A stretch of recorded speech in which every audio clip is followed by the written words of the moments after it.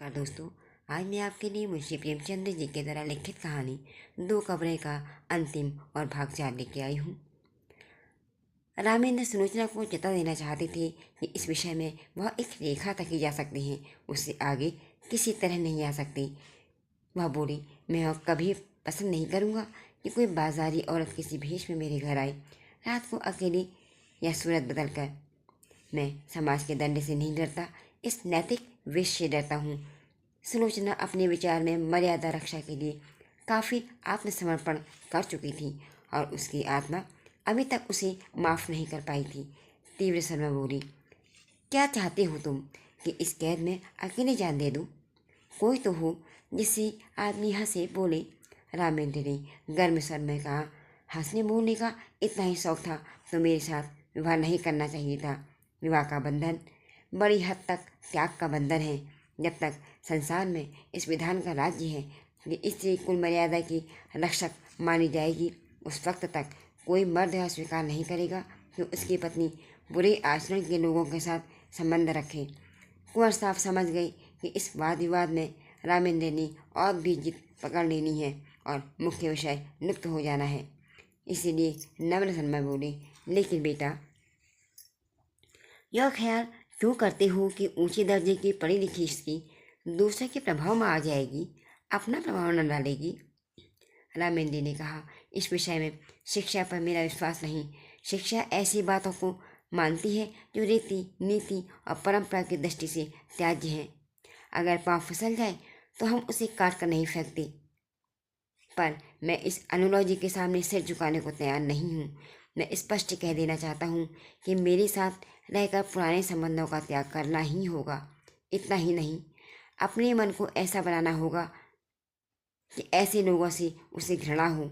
हमें इस तरह अपना संस्कार करना पड़ेगा कि समाज अपने अन्याय पर लज्जित हो, न कि हमारे आचरण ऐसे भ्रष्ट हो जाए कि दूसरों की निगाह में यह तिरस्कार औचित्य का स्थान पा जाए। सुलोचना ने उद्यत होकर कहा, स्त्री इसके लिए मजबूर नहीं कि वह आपकी आंखों से देखे, आपके कानों से सुने। यह निश्चय करने का अधिकार है कि कौन सी चीज़ उसके हित की है और कौन सी उसके हित की नहीं है। कुंवर साहब भयभीत होकर बोले, सिल्लू, तुम यह क्यों भूल जाती हो कि हमेशा बातचीत में मुलायम शब्दों का प्रयोग होना चाहिए। हम झगड़ा नहीं कर रहे, केवल एक प्रश्न पर अपने अपने विचार प्रकट कर रहे हैं। सुलोचना ने निर्भीकता से कहा, जी नहीं, मेरे लिए बेड़ियाँ तैयार की जा रही हैं और मैं इन बेड़ियों को नहीं पहन सकती। मैं अपनी आत्मा को उतना ही स्वाधीन समझती हूँ जितना कोई मर्द। रामेंद्र ने अपनी कठोरता पर कुछ लज्जित होकर कहा, मैंने तुम्हारी आत्मा की स्वाधीनता को छीनने की कभी इच्छा नहीं की और न मैं इतना विचारहीन हूँ। शायद तुम भी इसका समर्थन करोगी, लेकिन क्या मैं तुम्हें विस्तृत मार्ग पर चलते देखूं तो मैं तुम्हें समझा भी नहीं सकता। सुलोचना ने कहा, उसी तरह जैसे मैं तुम्हें समझा सकती हूँ, तुम मुझे मजबूर नहीं कर सकती। सुलोचना ने कहा। रामेंद्र ने आगे कहा, मैं इसे नहीं मान सकता। सुलोचना ने कहा, अगर मैं अपने किसी नातेदार से मिलने जाऊं तो आपकी इज्जत पर पट्टा लगता है। क्या इसी तरह आप यह स्वीकार करेंगे कि आपका व्यभिचारियों से मिलना जुलना मेरी इज्जत में दाग लगाता है? रामेंद्र ने कहा, हाँ, मैं मानता हूँ। सुलोचना ने कहा, अगर आपका कोई व्यभिचारी भाई आए तो आप उसे दरवाजे से भगा देंगे? रामेंद्र ने कहा, तुम इसके लिए मुझे मजबूर नहीं कर सकती। सुलोचना ने कहा, हाँ, और आप मुझे मजबूर कर सकते हो।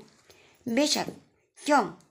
इसलिए कि मैं पुरुष हूँ और इस छोटे परिवार का मुख्य अंग हूँ, इसलिए कि तुम्हारे ही कारण मुझे। कहते कहते रामेंद्र रुक गई, पर सुलोचना उसके मुंह में निकलने वाले शब्दों को समझ गई थी। उसका चेहरा तमतमा उठा, मानो छाती पर बरसी से लग गई हो। मन में ऐसा उद्वेग उठा कि इसी क्षण घर छोड़कर सारी दुनिया से नाता तोड़कर कहीं चले जाऊं और फिर कभी इन्हें अपना मुंह न दिखाऊं। अगर इसी का नाम विवाह है कि किसी की मर्जी का गुलाम होकर रहूं, अपमान सहन करूं, तो ऐसे विवाह को दूर से ही सलाम। वह तैश में आकर कमरे से निकलना चाहती थी कि कुंवर साहब ने लपक कर उसे पकड़ लिया और बोले, क्या करती हो बेटी, घर में जाओ, क्यों रोती हो? अभी मैं जिंदा हूँ, तुम्हें क्या गम है? रामेंद्र बाबू ने कोई ऐसी बात नहीं कही और न कहना चाहते थे। फिर आपस में बातों का क्या बुरा मानना। कभी किसी अवसर पर तुम भी जो चीज में आई कह देना। जो समझाते हुए कुंवर साहब उसे अंदर ले गए। वास्तव में सुलोचना कभी गुलनार से मिलने की इच्छुक ना थी। बस वह एक क्षणिक आवेश में आकर उसने पुर्जा लिख दिया था। वह स्वयं समझती थी कि इन लोगों से मिलजुल रखना मुनासिब नहीं है, लेकिन जब रामेंद्र ने इसका विरोध किया तो वह उसके लिए असह्य हो गया।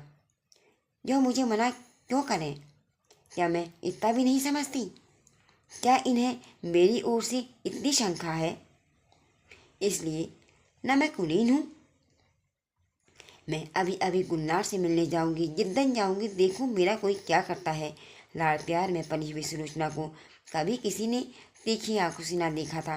कुंवर साहब उसकी मर्जी के गुलाम थे। रामेंद्र भी इतने दिनों से उसका मुंह जोहते रहे।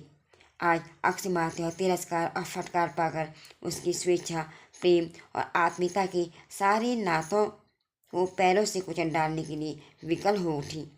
वह सब कुछ सह लेगी, पर धौंस, अन्याय और अपमान उसे ना सहा जाएगा। उसने खिड़की से सिर निकालकर कोचवान को पुकारा, गाड़ी लाओ, मुझे चौक जाना है, अभी लाओ। कुंवर साहब ने समझा कर कहा, बेटी सिल्लू क्या कर रही हो? मेरे ऊपर दया करो, इस वक्त कहीं मत जाओ, नहीं तो हमेशा के लिए पछताना होगा। रामेंद्र बाबू बड़े गुस्सेवर आदमी हैं, फिर तुमसे बड़े हैं, ज़्यादा विचारवान हैं। उन्हीं का कहना मान जाओ। मैं तुमसे सच कहता हूँ, जब तुम्हारी माँ थी तो कई बार ऐसी नौबत आई थी कि मैंने उससे कहा घर से निकल जाओ, मगर वह प्रेम की मूर्ति कभी द्योड़ी न लागी। इस वक्त धैर्य से काम लो, मुझे विश्वास है जरा देर में रामेंद्र बाबू खुद लज्जित होकर तुमसे क्षमा मांगने आएंगे। सहसा रामेंद्र ने आकर पूछा, गाड़ी क्यों मंगवाई, कहाँ जा रही हो? रामेंद्र का चेहरा गुस्से से लाल हो रहा था। सुलोचना सहम उठी। दोनों आंखों में ज्वाला सी निकल रही थी, नथुने फड़क रहे थे। यह कहने की हिम्मत ना पड़ी कि गुलनार के घर जा रही हूँ। गुलनार का नाम सुनते ही शायद यह मेरी गर्दन पर सवार हो जाएंगी। यह भय से वह कांप उठी, आत्मरक्षा के भाव से प्रबल हो उठी और बोली, जरा अम्मा के मजार तक जाऊंगी। रामेंद्र ने डांट कर कहा, कोई ज़रूरत नहीं है वहाँ जाने की। सुलोचना ने कातर स्वर में कहा, क्यों, अम्मा के मजार तक जाने के लिए भी रोक है क्या? रामेंद्र ने उसी ध्वनि में कहा, हाँ। सुलोचना ने कहा, तो फिर अपना घर संभालो, मैं जाती हूँ। रामेंद्र ने कहा, जाओ, तुम्हारे लिए क्या, यह नहीं दूसरा घर सही। शायद सुलोचना वहाँ से कुंवर साहब के बंगले पर जाती, 2-4 दिन रूठी रहती, फिर रामेंद्र उसे मना लाती और मामला तय हो जाता। लेकिन इस चोट ने समझौते और संधि की सारी जड़ें काट दी थी। सुलोचना दरवाजे तक पहुंची थी, वहाँ चित्रलिखित सी खड़ी रह गई, मानो किसी ऋषि के सांप ने उसे प्राण खींच लिए हों। वहीं बैठी रह गई, ना कुछ सोच सकी, ना कुछ समझ सकी। उसके सिर पर बिजली सी गिर पड़ी। वह क्या सोचे, क्या रोए, क्या बोले? रामेंद्र के वे शब्द बिजली से भी कहीं अधिक घातक से। सुलोचना कब तक वहाँ बैठी रही, उसे कोई खबर नहीं। जब उसे कुछ होश आया तो वह घर में सन्नाटा सा पाया। घर की घड़ी की तरफ आंख उठाकर देखा तो 1 बज रहा था। सामने आराम कुर्सी पर कुंवर साहब नवजात शिशु को गोद में लिए सो गए थे। सुलोचना ने उठकर बरामदे की ओर झाँका। रामेंद्र अपने पलंग पर लेटे हुए थे। उसके जी में आया, इसी वक्त इन्हीं के सामने अपने कलेजे पर छुरी मार दूं और इन्हीं के सामने तड़प तड़प कर मर जाऊं। इतने घातक शब्द याद आ गए। इनके मुंह से यह शब्द कैसे निकल गए? बस यही सोचती रह गई। वह सोच रही थी, अगर मेरे नाम पर यह दाग ना होता, मैं भी कुलीन होती, तो क्या यह शब्द इनके मुंह से निकल सकते? लेकिन मैं बदनाम हूँ, दलित हूँ, त्याज्य हूँ, मुझे यह सब कहा जा सकता है। उफ, इतना कठोर हृदय!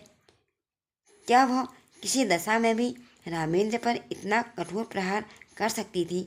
बरामदे में बिजली की रोशनी थी। रामेंद्र के मुख पर शोक या ग्लानि का भाव नहीं था। क्रोध की कठोरता अब तक उनके मुंह पर थी। शायद इन आंखों में आंसू देखकर अब सुलोचना के आहत हृदय को तस्कीन होती, लेकिन वहाँ तो अभी तक तलवार खिंची हुई थी। उनकी आंखों में सारा संसार सूना हो गया था। सुलोचना फिर अपने कमरे में आई। कुंवर साहब की आंखें अब भी बंद थीं। चंद घंटों में ही उसका तेजस्वी मुख कांतिहीन हो गया। गालों पर आंसुओं की रेखाएं सूख गई थी। सुलोचना ने उनके पैरों पर बैठकर सच्ची भक्ति के आंसू बहाए। हाय, मुझे अभागने के लिए इन्होंने कौन कौन से अपमान नहीं सहे। सारा जीवन मुझ पर अर्पण कर दिया और इसका यह हृदय घातक अंत। सुलोचना ने फिर बच्ची को देखा, मगर उसका गुलाब सा चेहरा देखकर भी उसकी हृदय में ममता की तरंग न उठी। उसने सोचा, अगर इसके निर्दयी पिता को उसका प्रेम है तो उसको पाली एक दिन वह भी उसी तरह रोई जिस तरह आज मेरे पिता को रोना पड़ा है। ईश्वर, अब की बार जन्म देना तो किसी भले आदमी के घर जन्म देना। जहाँ जोहरा का मज़ार था उसी के बगल में एक दूसरा मज़ार बना हुआ था। जोहरा के मज़ार के पास घास जम गई थी, जगह जगह चूना गिर गया था, लेकिन दूसरा मज़ार बहुत साफ सुथरा सजा हुआ था। उसके चारों तरफ गमले रखी हुई थी और मज़ार तक जाने के लिए गुलाब की बेलों की रविशें बनी हुई थी। शाम हो गई थी। सूर्य की क्षीण उदास पीली किरणें मानो उस मज़ार पर आंसू बहा रही थी। एक आदमी एक 3 साल की बालिका को गोद में लिए आया और उस मज़ार पर अपने रुमाल से साफ करने लगा। रविशा में जो पत्तियां पड़ी थी उन्हें चुनकर साफ किया और मज़ार पर सुगंध छिड़कने लगा। बालिका दौड़ दौड़ कर तितलियों को पकड़ रही थी। यह सुलोचना का मज़ार था। उसकी आखिरी नसीहत थी, मेरी लाश को जलाया ना जाए, मेरी माँ के बगल में मुझे सुला दिया जाए।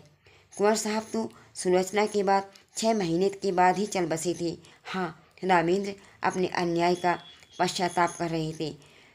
शोभा अब 3 साल की हो गई थी और उसे विश्वास है कि एक दिन उसकी माँ इसी मज़ार से निकलेगी। तो इसी तरह 2 कब्रें कहानी का ये भाग अब समाप्त होता है। जल्द ही मिलेंगी एक नई और